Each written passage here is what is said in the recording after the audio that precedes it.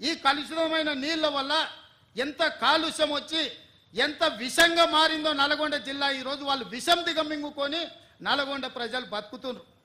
ఇవాళ విషాన్ని దిగమింగుతున్నది నల్గొండ. ఆ నల్గొండను బాగు చేయడాలంటే మూసి ప్రక్షాళన చెయ్యాలి. ఆ మూసిని బాగు చేద్దామని మేమంటే మీరు అడ్డం పడుతున్నారు. అంటే నల్గొండ ప్రజలు సావాల్సిందేనా శాశ్వతంగా? ఒక పక్కన ఫ్లోరైడ్ ప్రాబ్లము, రెండో పక్కన మూసి కలుషితము. ఈ రెండింటితో నల్గొండను చంపేద్దామా? ఇదేనా మీ కోరిక? మీకు ఓట్లు వేయలేదు, నల్గొండలో ఒక సీటు గెలవకపోతే నల్గొండ ప్రజల్ని చంపేద్దామని స్కీమ్లు వేస్తారా బామార్దులు కలిసి అని నేను అడుగుతున్నా. ఇవాళ గతంలో మీరు మాట్లాడిన ప్రజలు సోషల్ మీడియాలో పెడతలేరా? మూసీ గురించి మీరు మాట్లాడలే, అసెంబ్లీలో మీరు మాట్లాడలే, ఆక్రమణల గురించి మీరు మాట్లాడలే. మీరు శాతగానోళ్ళు కాబట్టి మీరు ఒక్క పని చేయలే. ఈ ప్రభుత్వం కొంచెం రాజకీయంగా ఇబ్బంది వచ్చినా ఒక మంచి కార్యక్రమం చేయాలని ముందుకు వస్తున్నాం. దీన్ని ఏ విధంగా ముందుకు తీసుకెళ్తామో మీరు సలహా సూచనలు చేయండి. అంతే తప్ప కిరాయి మూకలు నెంబడేసుకొని మేము అడ్డగోలుగా మాట్లాడతాం, మేము అడ్డుకుంటామంటే ప్రతి ఒక్కడు బుల్డోజర్ నా మీద నుంచి పోవాలి, బుల్డోజర్ నా మీద నుంచి పోవాలంట. ఎన్ని బుల్డోజర్లు కొనాలనే? నేను హరీష్ కోటి కొనాలంట, రాజేందర్ కోటి కొనాలంట, కేటీఆర్ కోటి కొనాలంట. నెత్తి మీద జుట్టు లేని వాళ్ళు కూడా చాలా మంది బుల్డోజర్ నా మీద నుంచి ఫస్ట్ పోవాలంటారు. ఎన్ని బుల్డోజర్లు కొనాలి వీళ్ళ కోసము? ప్రభుత్వం దగ్గర అంత ఏడుంది? అప్పులు చేసిపోయింది కేసీఆర్. వీళ్ళందరి కోసం బుల్డోజర్లు కొనాలంటే లేవు, బుల్డోజర్లు కొనం. మీలాంటి సన్నాసుల కోసం బుల్డోజర్లు అవసరమా? దారుణమే పిచ్చుకుక్క గరిస్తే కూడా సస్తారు మీరు. మీ గురించి నేను ఆలోచన చేయాల్సిన అవసరం ఉందా? కాబట్టి మిత్రులారా, నేను ఇక్కడ ఉండే అధికారుల నుంచి శ్రేణుల వరకు ఒకటే మాట, ఒక మంచి సంకల్పంతో చిత్తశుద్ధితో ఈ కార్యక్రమాన్ని తీసుకున్నాం. రాజకీయంగా నాకు తెలుసు కొంత నష్టం కొంత కష్టం ఉంటుంది. రాజకీయాల కోసం ఈ ప్రాజెక్టును చేపట్టలేదు. ఇవాళ ఆపితే ఈ శ్రీమంతులు అందరూ వచ్చి సంచులు ఇస్తారు. ఆపినోనికి సంచులు ఎట్లా అడ్డం పడడానికే సంచులు తీసుకున్నోనికి తెలుసు సంచుల గురించి. తొలగిస్తే సంచులు ఎవడిస్తాడా? తొలగిస్తే తిట్లు వస్తాయి. తిడుతురు కదా, తిట్టనిక ఈరోజు ఈ పనులు చేస్తున్నానా? నేను రాబోయే తరాల కోసం ఒక మంచి పని చేయాలనే చిత్తశుద్ధితో నేను ప్రయత్నం చేస్తున్నా. అందుకే ఈరోజు ప్రతిపక్షాలకు నా సూచన, మీరు రాండి, ఈ ఆక్రమించుకున్న చెరువులను ఏ విధంగా ఆక్రమణలు తొలగిద్దామో, మూసీలో ఉన్న ఈ మొత్తం వ్యవహారాన్ని సరిదిద్దుదాము, నగరాన్ని బాగు చేసుకుందాము. ఇంతవరకు అంచనాలే వేయలే. ఈ మధ్యలోనే కన్సల్టెంట్ని ఫైనల్ చేసినాం, ఎట్లా కడదాము ఏం చేద్దామని.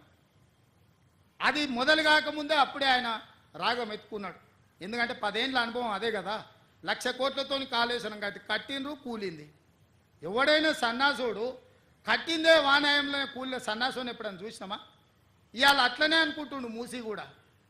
పెద్దలు వెనకడికి చెప్పారు, పనిమంతుడు పందిరేస్తానంట కుక్కతొక్క కలిగి కూలిందంట. కాళేశ్వరం కూడా గట్లుంది మీ ఏషానికి. మూసీలు అట్లాంటివి లేవు. ఇట్లాంటి ఆశలు పెట్టుకోకు కేటీఆర్.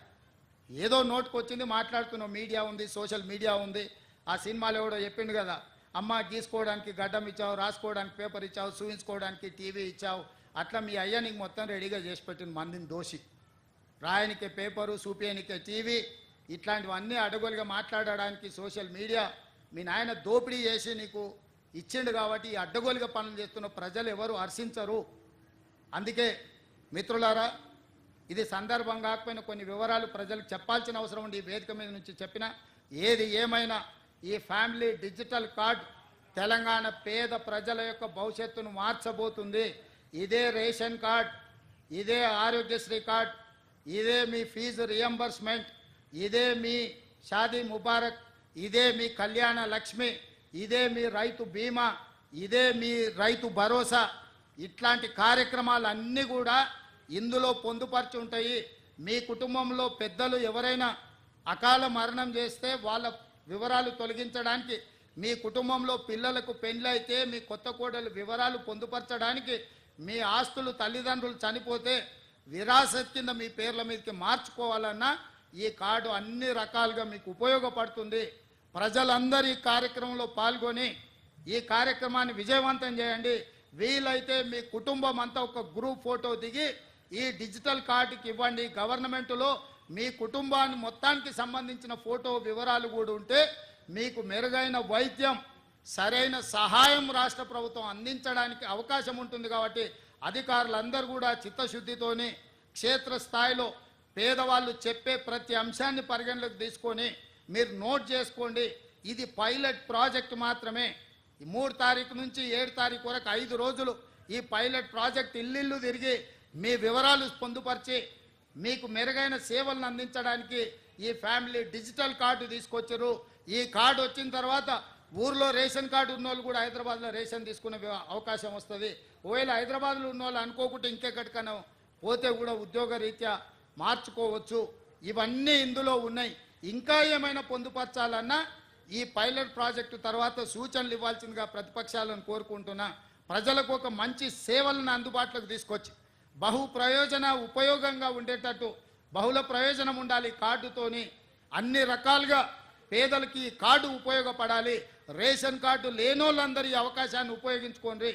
మేము ప్రజా దర్బారు పెట్టినా ఏది పెట్టినా రేషన్ కార్డులకు వస్తున్నారు. ఇవాళ అధికారులు మీ దగ్గరకు వస్తారు. ఈ అవకాశాన్ని ఉపయోగించుకొని మీ కుటుంబాల రేషన్ కార్డులు తీసుకోండి. భవిష్యత్తులో మీ సంక్షేమ పథకాలు అమలు జరగాలంటే ఫ్యామిలీ డిజిటల్ కార్డ్ 1 స్టేట్ 1